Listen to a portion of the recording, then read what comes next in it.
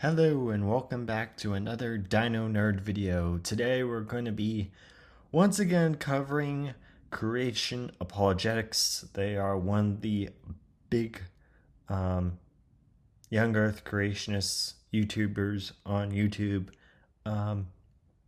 So yeah, today's Dino Nerd video is going to be debunking Creation Apologetics once again. I forgot how many times I've debunked these people. Yeah, Genesis Apologetics. I've covered Kent Hovind a little bit, and I may cover a couple other young earth creationists. I won't cover Answers in Genesis unless they cover me first. So yeah. I just can't stand the Answers people. Okay, today we're going to be covering Creation Apologetics, the Dinosaur Peninsula they are calling. So I'm going to play it from the beginning so we can get the full bit. We're not going to run it all the way to the end. We might. I don't know. I really don't want this video to be too long, but let's jump right into it.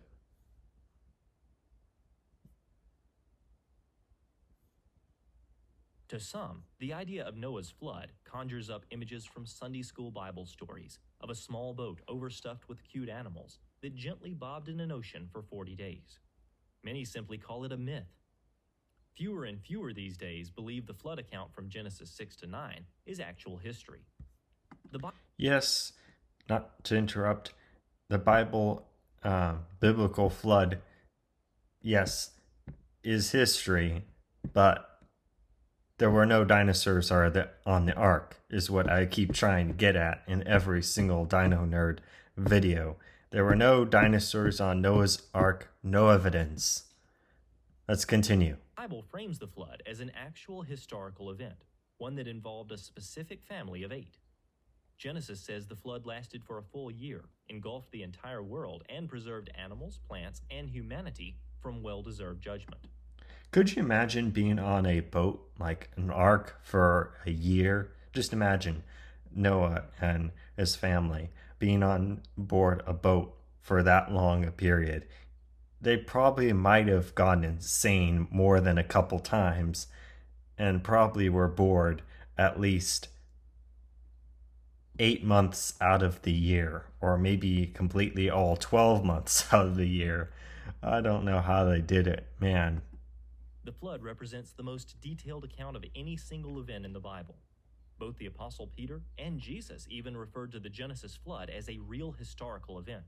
So it's safe to say that the credibility of the Bible, and even Jesus himself, hinges on whether the flood account actually happened as described in Genesis. All right, I'm going to skip a little bit ahead because this is not... Okay, here we go. And mapped. The newly emerging map tracks the thickness and extent of each rock type as they were laid down by the flood. I already covered Genesis is history. I already covered those people. Don't Don't use those people. Okay, continue. Research reveals the same 6 megasequences of sedimentary rock deposits across multiple continents. How is the Zuni covering parts of Florida? Wouldn't that be its own separate plate? Or parts of the Zuni covering Canada? It's like, how do you know all this? You're just, here we go. We're going to slap on the sulk layer, and then after that, the Abracasaka layer, and then after that, and finally conclude it off with the Zuni. What kind of pancake idea is this? Like shale, then topped by limestones. Each megasequence is bounded above and below by flat, eroded surfaces called... I'm not sure if you're reading this right, but I believe this is something else, not your own made up mega sequences. Unconformities. A few places on Earth have layers that represent all 6 megasequences. How did they get there? What do they say about Noah's flood? Catastrophically water-deposited sedimentary layers top most of the world's continents. Would Noah's flood bring lots of water and lots of mud? It would bring lots of water, for sure, lots of sediment, of course mud, along with sand, gravel, shale, and all the other rocks that you could think of off the top of your head. Geologists agree on the 6 megasequences, but they differ on the timescale. So you have the Salk sequence, the Tippecanoe sequence, the Kaskaka sequence, and the Absaroki sequence, and then all these say hiatus, hiatus, hiatus, hiatus, hiatus. And why do you have the geologic column here? Leave out the geologic column. This geologic column has nothing on what you're trying to go for. In which they happened. If they took millions of years, then they have little to do with the flood. But if they were all deposited rapidly and recently, then the flood should come to mind.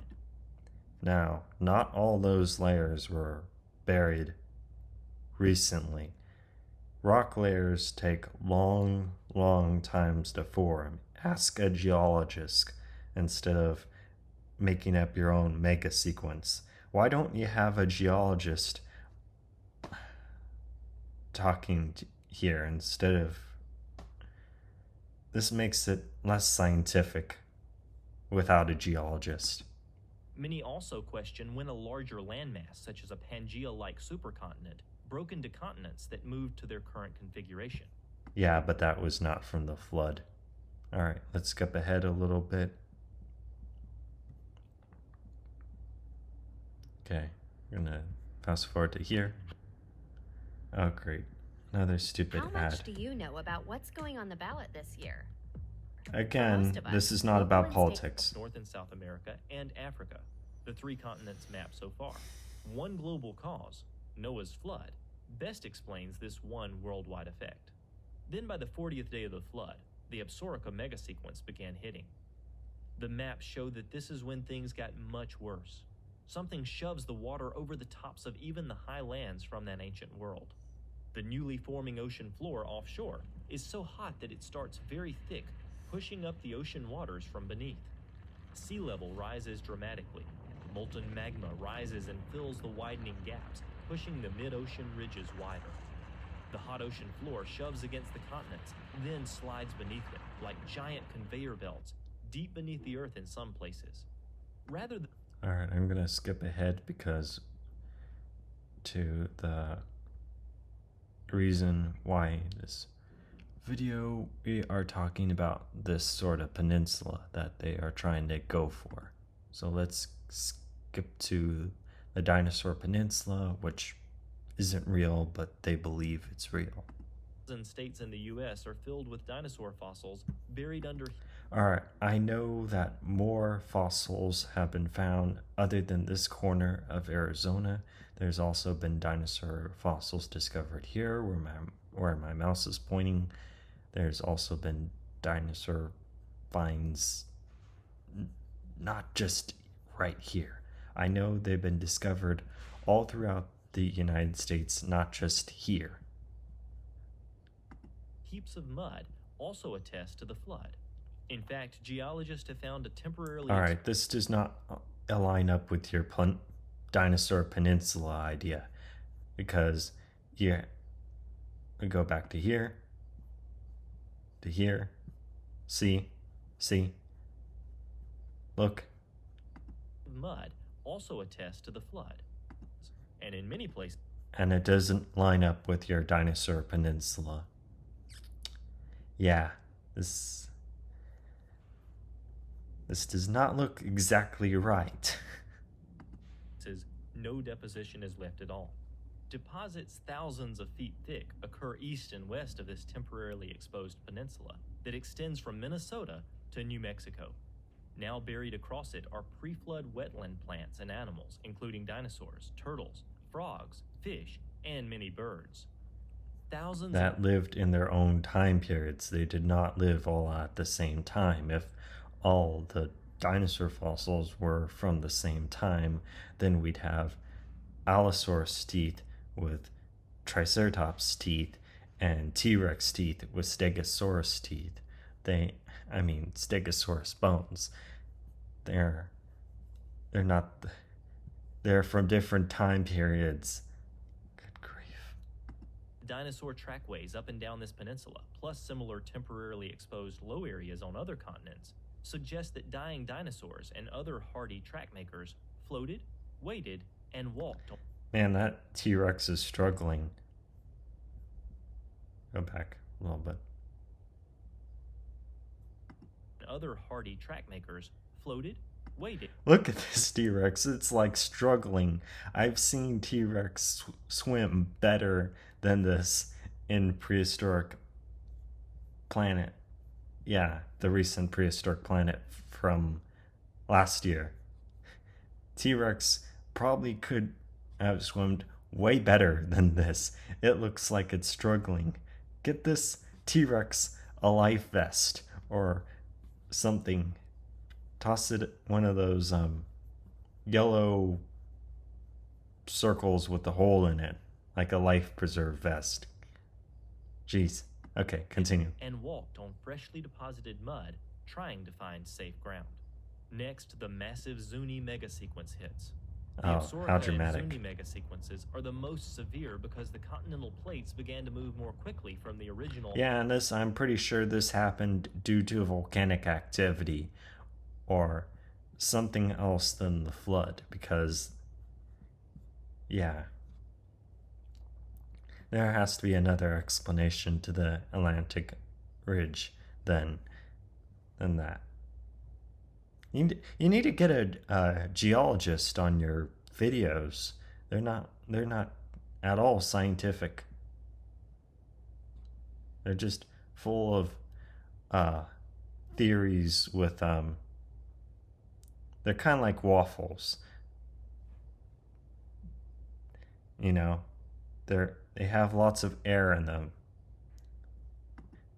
Pangea-like supercontinent configuration to where they are today, with oceanic rifting and plate subduction increasing dramatically and the continents traveling apart quickly.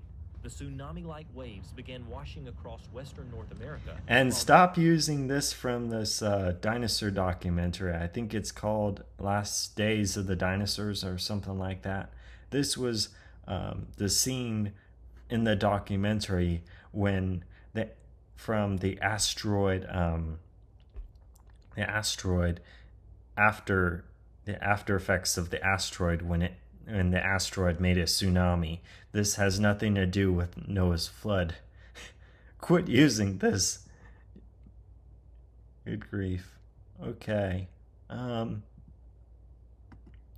Again, dinosaurs have been discovered in more states than just Montana, North Dakota, South Dakota, Wyoming, Nebraska. All these, they have been also found not just in this corner of Arizona, but also in other areas of Arizona. Also, Texas has dinosaur bones found in it. So, yeah, this does not line up with your Dinosaur Peninsula at all. Okay, so the last things that I want to get at here is, of course, besides the Dinosaur Peninsula being a total fail of an idea here, is that the plate tectonics and volcanic activity have been going on for millions and millions of years, and that yes, there were a large volcanic activity from your Christian perspective, but also volcanic activity has been going on for millions and millions of years. And of course, the Dinosaur Peninsula, I don't buy it at all. It's completely, it doesn't line up with your diagram. Dinosaurs have been discovered in more states than just this spotted area with, I believe it's some sort of tannish beige color. They've been found in more states than just this. Okay, I think I'll stop it right there. Yeah, the Dinosaur Peninsula, if we can try to get it. It's not letting me. Cretaceous system found in northern Wyoming. There we go. Yeah, this does not line up with Texas over here. Again, the Dinosaur Peninsula, there is no Dinosaur Peninsula. You just made that up. Now, the correct diagrams, which I'm going to show on screen now, from the Jurassic to the Cretaceous, there was a inland sea that split North America in half, and you had Laurasia and Appalachia in the east. And there was no Dinosaur Peninsula, and there was just an inland sea. Now this is all just a made-up diagram. Dinosaurs lived in more states than what you shown on screen, and I believe I have completely just debunked this video completely with my own, and that's why I'm called a dinosaur nerd, because I know a lot about dinosaurs, and these guys just have their own made-up opinions about dinosaurs. If there was only evidence of dinosaurs being involved in Noah's flood, then I'd say otherwise. So I hope you enjoyed this video. Be sure to smash that like button, subscribe to Dinosaurs with Christopher here, and until next time, signing off.